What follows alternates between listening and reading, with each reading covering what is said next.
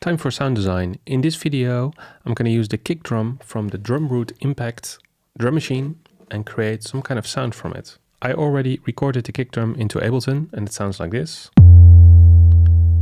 with the pitch fully up and the decay fully up. So let's throw it into simpler and see what I can make from this. So I created a few variations of the kick drum. Some short ones. But I think I'm going to use the long one. So maybe this part.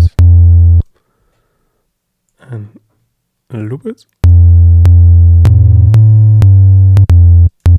A bit of a tick there, so I'm going to put on some attack. And use the start and fade parameters to create a more smooth transition. Change the release time and put the sustain down.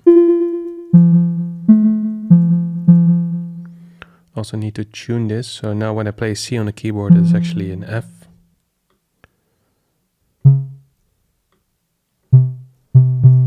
Let's put the sustain up for the tuning.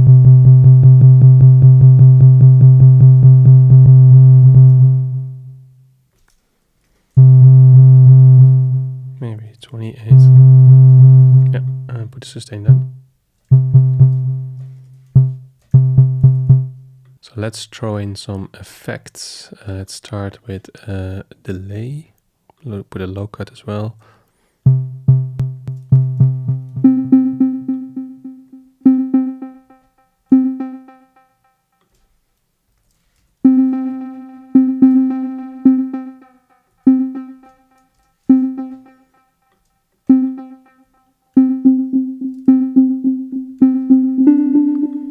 A little bit of reverb.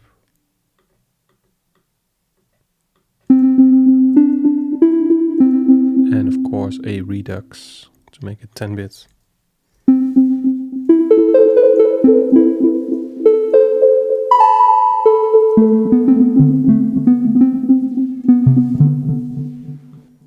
Let's change the release time.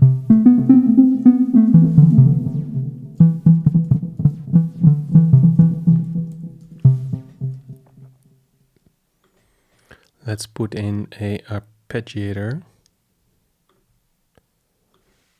So if you play a chord, it cycles through the different notes of the chord. And let's put in some notes.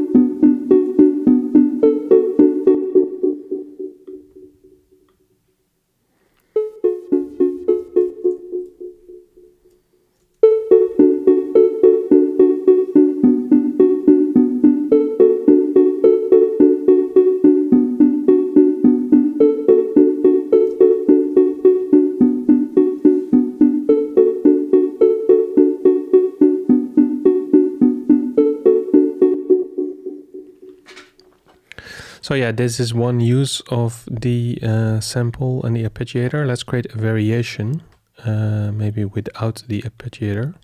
So turn this off and play stuff an octave lower. And turn the sustain all the way up, or almost.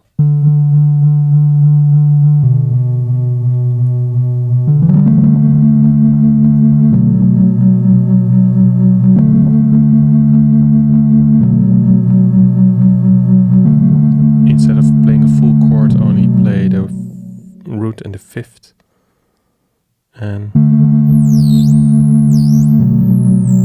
we use the sample rate to create some artifacts. And in order to move that kind of randomly, let's use an LFO. Put it on random, map it to the bit rate, the sample rate.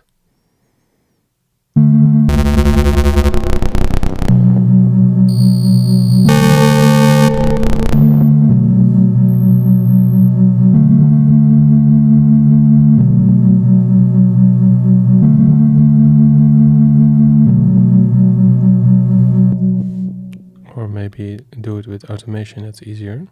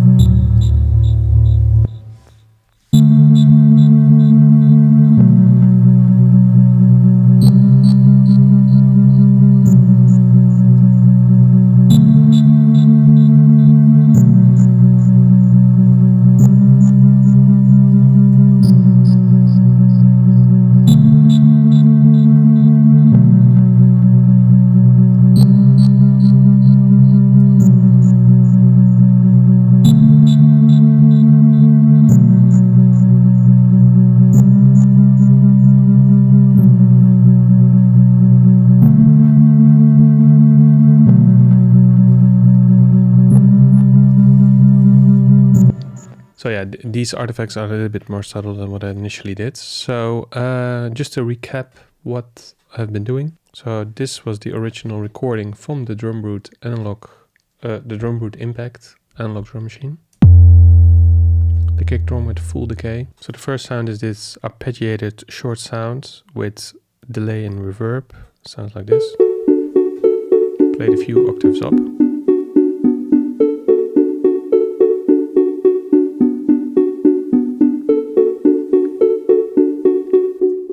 And then the second sound is this one. Played an octave lower, it's only the root and the fifth, and some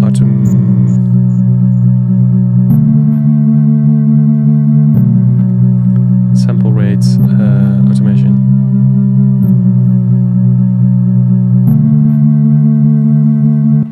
So the next thing is to save this in an instrument rack, and so that I can use it for later. I'll show you how I do that. So I'll use this version. I save this version because it has the arpeggiator. So group it, save it as Drumbrute kick arp.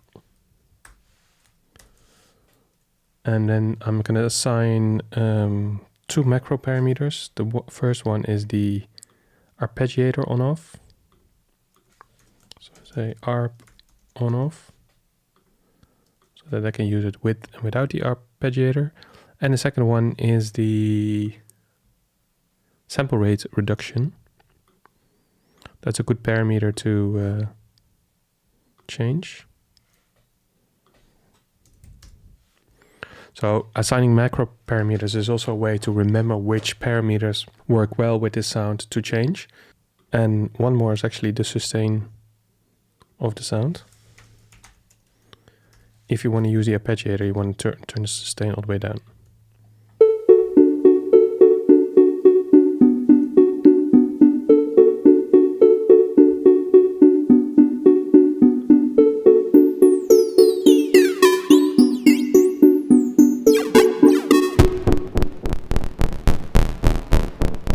Using the sample rate on the arpeggiated sounds.